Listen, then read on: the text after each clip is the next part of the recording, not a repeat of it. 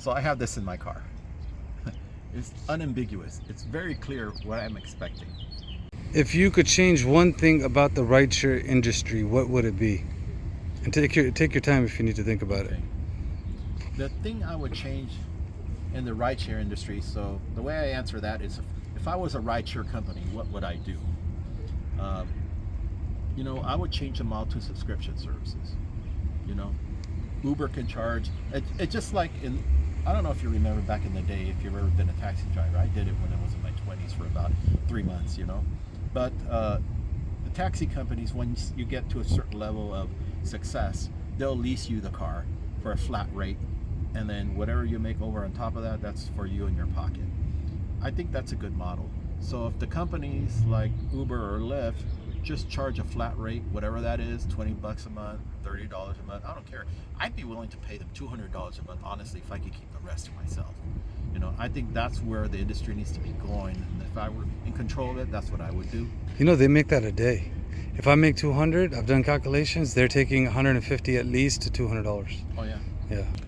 Out there in the media, we get bombarded with messages that are either directly at us or indirectly, subliminal messages. Well, you know what? I don't have that much time with the rider in my car to put out messages that aren't directly understood. So I have this in my car.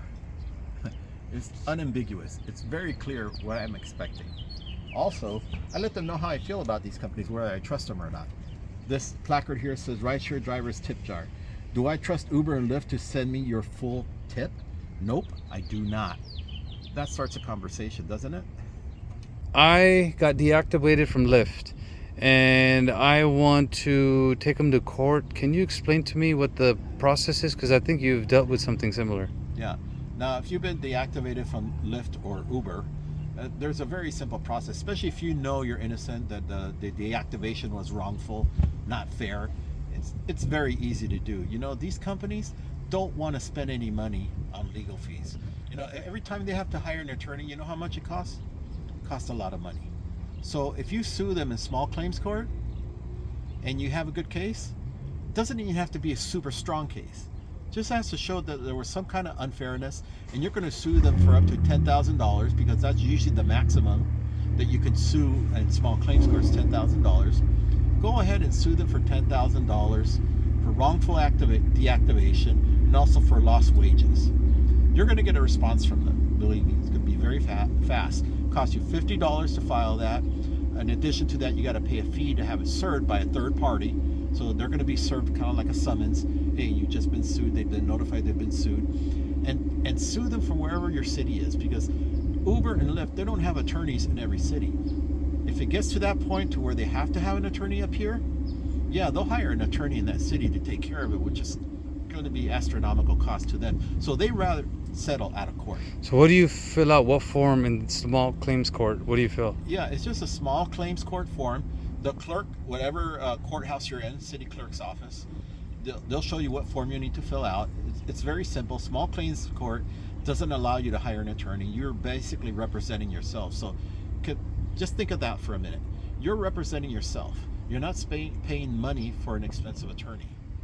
Uber has to hire an attorney because Dara Khosrowshahi is not going to show up in court to defend his company. You think David Fish will show up? No, they won't show up either. They're going to pay some attorney, but you know how much money they're going to have to pay? A lot. $4.50 an hour. It's cheaper for them to settle with you. Yeah. Okay, how do you get their address? Like where to send the sheriff? Just send it to the corporate office in San Francisco. For both? For both. You can either have a process server do it. You can have a local sheriff in San Francisco do it. It doesn't have to be a sheriff. You can have a regular process server do it. They have process service companies you can hire online. Okay, so let me redo it. So go to your small claims court, get the paperwork from the clerk, fill it out, submit it. Then they'll give you something you got to serve.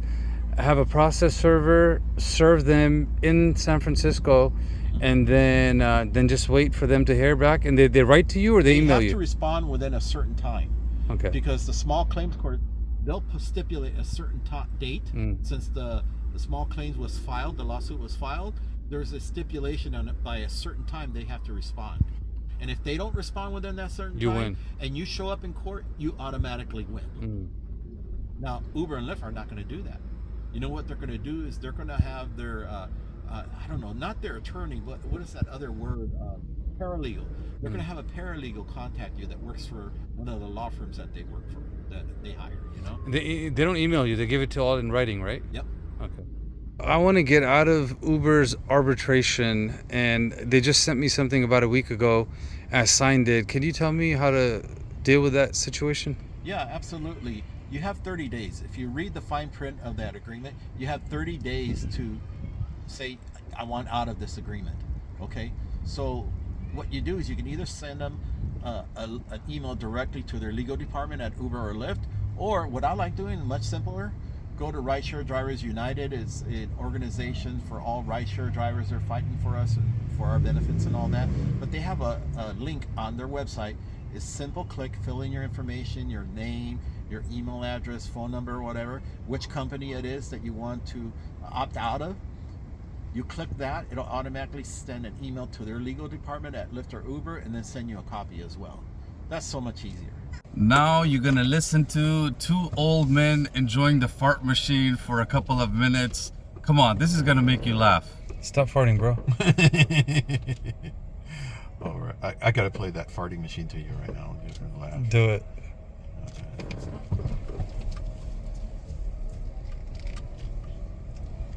But this is not a safe place to keep your car at night because you get car break-ins over here. Oh yeah? Yeah. I don't know if things have improved. I mean, it was many years ago when I owned a salon in this property over here. My car got broken into, but that was like 20 years ago. So I don't know if things have changed since then or what, you know.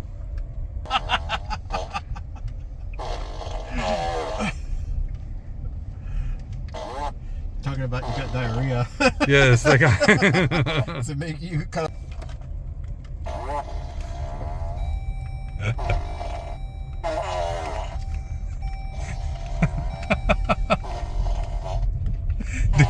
Dude, that's freaking cool, dude. Dude, if I'm laughing making the video.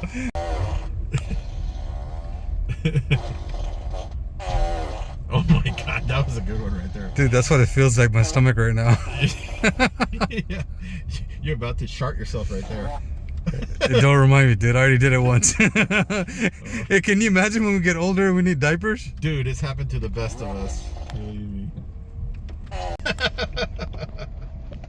Remember to check out the other 4 episodes linked above in the info card. Are you a rideshare driver? Would you like to be interviewed by me? Do you have tips, tricks, and hacks that will benefit the rideshare community? My email address is right here. Give me an email. Let's help the other drivers. That's it. And check out this next video that I have linked for you. I also have the playlist linked for you. Enjoy. Thank you for liking, commenting, and subscribing.